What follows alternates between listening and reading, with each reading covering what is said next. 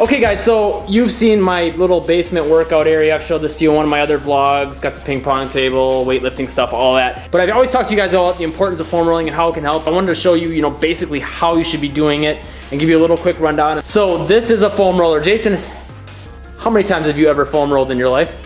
0. Okay, do you know any? I actually held a foam roller. It's a lot lighter than I thought. So do you know any areas on your body that are typically tight, tense, that you need to stretch or that are just stiff? Yeah, definitely since my injury, my leg and my Achilles and everything. Okay, so let's start off with the calf. So put the roller on the ground.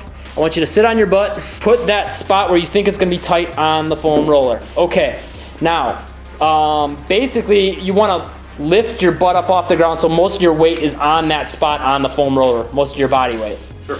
Are you feeling it? So go back nice and slow until you find a spot that's really hurts. Okay. You found one? Yep. Okay, now stack your other leg on top of it to add more weight. Does it hurt? No, but I can feel it. Okay, so you basically just want to stay on that spot and not even really move, maybe just an inch back and forth to kind of smash that spot out and flatten it out. And basically you're gonna just do that for 20 to 30 seconds, and you should feel like over time the tenseness of it goes away, and the kind of pain or discomfort should go away after about 20, 30 seconds, maybe even sometimes a minute if it's really bad. And basically what you wanna do is this on every spot on your body that you feel like is tense or has restrictions, and do it. I would recommend doing it at least 3 days a week. I like to do it nearly daily because, like, we both said we're getting kind of older, and you got to be a little more careful now. Go ahead and stand back up once and just move it around a little and tell me how your foot, and just see how it feels. Does it feel any better, different? Yeah, you can feel a difference. It's looser. Yeah. Okay. Yeah. So then basically what I've always done is just kind of, especially since my injury, is always like before bed and in the morning, I'll always just kind of rub. Yeah, and that feels better. And that's one thing I learned after getting the injury, that from therapy or whatever, that they said just to kind of massage it, never putting 2 and 2 together, that you do a lot of foam rolling and stuff. That's probably what it does. Yeah, and that's exactly what foam rolling is. It's basically like a really deep tissue massage. So yeah, if you want to go ahead and basically what I recommend doing is, so go back on your calf maybe, or a different part that you feel like is sore, and what I would say is do a long, slow movement over the entire muscle. So basically from the heel all the way up to the back of your knee, and just move real slow on it and try to find a spot that's tense. And then when you find that spot, it might be somewhere where you don't even think is tense, and try to wake all the way up to about the back of your knee there, and just go slow all the way up until you find that spot that's really tense, and that's where you're going to want to sit on. And basically, again, guys, this is one of the best things you can do to help loosen up your muscles so you can move more explosively, prevent injury, and a whole bunch of other things. When I do foam rolling, and I haven't for a while, I notice a massive difference just on how much quicker I feel on the court, how much higher I can jump, and I just don't feel like I'm gonna hurt something. Sometimes you might feel so tense in like some of your joints. Like sometimes my ankles or my knees will feel so tense that I feel like I'm gonna hurt them by playing basketball. This is a great way to get rid of that feeling. Yeah, maybe try even like your quads or your back or your shoulder. Pretty much any spot you can think of, you can do. You can do the front of your shoulder, you can do the back.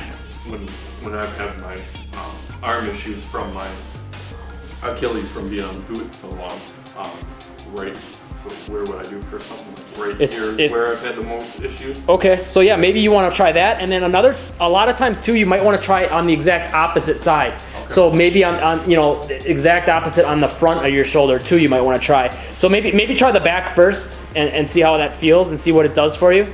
And literally lay on it. Yeah, lay on it and try to wherever the spot is, try to get right on the foam roller with as much body weight on there as you can. And if you find a spot that's tense, once again, just sit on it. And if you don't, for me, I notice my upper back and neck, I get a lot of issues with too. What I find helps is a little bit of rolling there, but what I find is really getting in towards like my armpits, almost by my chest, between my shoulder and my chest, or my chest area seems to help quite a bit. And then yeah, so try to get the same spot, or the opposite on the front, basically, of that same shoulder.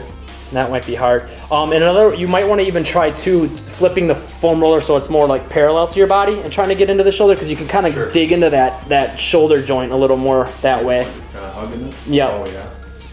And you can get into that pec more. Get down low with them here so you guys can see.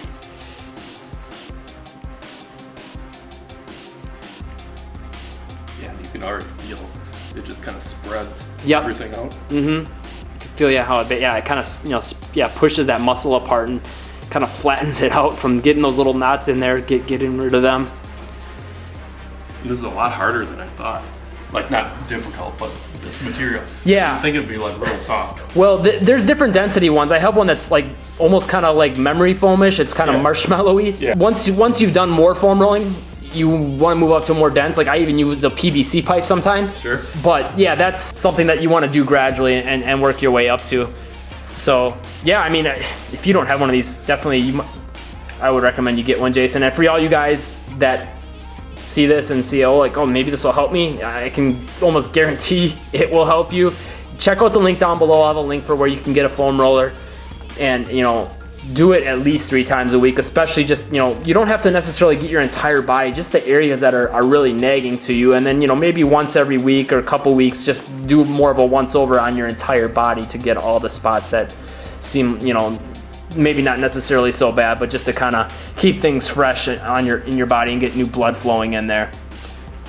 Hey guys, if you want another way to loosen up your entire body and take your game to the next level, just click that link in the middle of the screen. Otherwise, you can go to the link in the description down below if you're on a mobile device. It's gethandles.com. It's a 10-minute workout that's helped thousands of players get their body more loose and improve their ball handling ability and athleticism, and it's probably going to help you too. And if this video helped you, do us a solid. Make sure you hit that like button, click that subscribe button to catch the newest tips, tutorials, drills, and breakdowns. And as always, leave a comment down below if you have any questions or anything else you want to see for the channel. And if you're looking for a way to take your energy up a couple notches, make sure you check out Spark. You can go to sparkedupenergy.com to get some of it. It's going to really help you boost your focus and performance on the court. Thanks for watching. Stay tuned for more. Let's stay on our grind.